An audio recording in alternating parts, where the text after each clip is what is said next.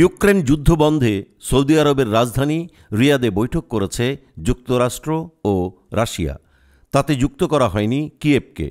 ঠিক একই সময়ে তুরস্ক সফরে গেছেন ইউক্রেনের প্রেসিডেন্ট ভলোদিমির জেলেনস্কি। সেখানে দেশটির প্রেসিডেন্ট রিসেপ তাইয়েব এরদোয়ানের সঙ্গে সাক্ষাৎ করেছেন তিনি। 2022 সালে ইউক্রেন যুদ্ধ শুরুর পর এ নিয়ে তৃতীয়বারের মতো তুরস্ক সফরে গেলেন জেলেনস্কি। এরদোয়ানের সঙ্গে সাক্ষাৎ শেষে স্থানীয় সময় আজ মঙ্গলবার বিকেল 4টায় যৌথ সংবাদ সম্মেলনে যোগ দেবেন তারা। এছাড়া ইউক্রেন দূতাবাসের উদ্বোধনী অনুষ্ঠানে স্ত্রী ওলেনা জেলেনস্কার সঙ্গে যোগ দেওয়ার কথা রয়েছে জেলেনস্কির। গতকাল সোমবার সংযুক্ত আরব আমিরাত থেকে তুরস্কে পৌঁছান জেলেনস্কি।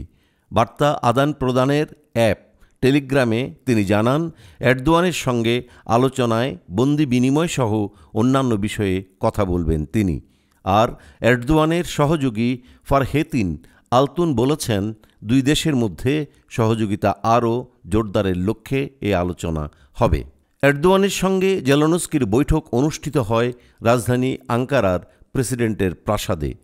এর কয়েক ঘণ্টা আগে রিয়াদে ইউক্রেন যুদ্ধ বন্ধে আলোচনায় বসেন ওয়াশিংটন ও মস্কোর প্রতিনিধিরা।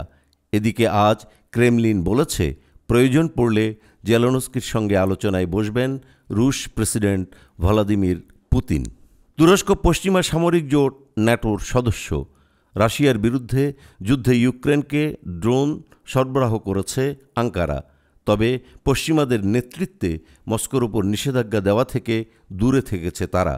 এছাড়া রাশিয়া ও ইউক্রেনের মধ্যে বন্দি বিনিময়ের ক্ষেত্রে সৌদি আরব ও সংযুক্ত আরব আমিরাতের পাশাপাশি ভূমিকা রেখেছে তুরস্ক।